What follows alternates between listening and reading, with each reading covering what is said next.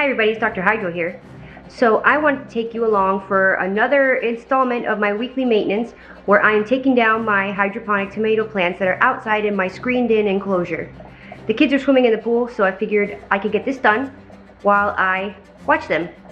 So another reason I'm doing this with a little bit more quickness is that I found one of those disgusting black tomato worms in my bed this weekend, and I was really grossed out about it. So it's kind of lighting a fire. And then the other reason that I'm doing this is because I'm one of those people that makes a terrible mess as each project, and I clean up after myself, and it takes a long time to do both things. And I'm not going to start another project and another mess until I wrap this one up.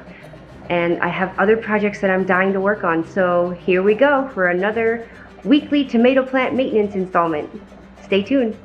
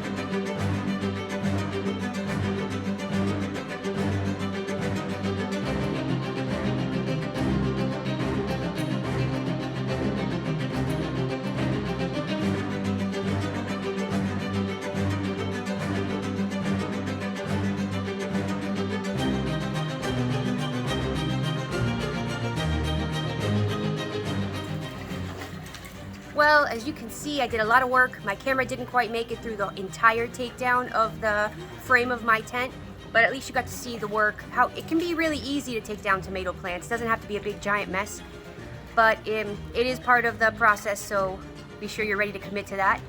I'm going to now clean up all the dirt and mud on my patio and then go clean myself off and hopefully not bring any more of those gross little worms in. Thank you for watching. Please like and subscribe.